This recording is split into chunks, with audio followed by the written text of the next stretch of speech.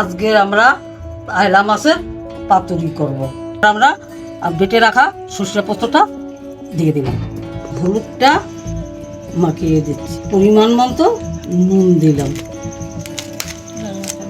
লাল লঙ্কার গুঁড়ি দিলাম, তেলটা দিয়ে দিলাম। তেলটা একটু বেশি দিয়ে দেবো, পাতুরি করব তো, একটু বেশি না দিলে ভালো লাগবে না, আপনারা তেল দিয়ে করবেন। আমি এখন এটাকে ভালো করে সুন্দর করে মাখিয়ে নিলাম। এখন আমার মাখানো হয়ে গেছে। এর উপরে একটু পেঁয়াজ কুচিটা দিয়ে দেবো। পেঁয়াজ কুচিটা দিয়ে এটা একটু মাখিয়ে নিলাম। এবার আমি কলা পাতাটা একটু তেল মাখিয়ে নিলাম, মাছটা এর উপর সাজিয়ে দিলাম।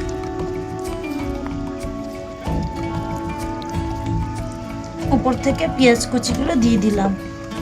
এবার আমি এখন এটাকে কড়াইতে বসিয়ে দিলাম, গ্যাসটা ধরিয়ে দিলাম, ধরিয়ে দিয়ে আমি এটাকে ঢাকা দিয়ে দিলাম। পাতাটাতে তেল দিয়ে দেবো। তেলটাকে ভালো করে মেখে নিয়ে আমি পাতাটাকে এবার উল্টে দেবো।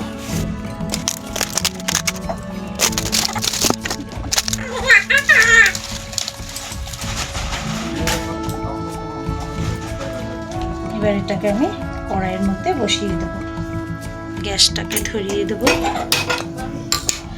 আবার একটু ঢাকা দিয়ে দেবো। 10 মিনিট পর এটাকে আমি নামিয়ে নেব। 10 মিনিট আমার হয়ে গেছে। এবার ঢাকাটাকে আমি তুলে নেব।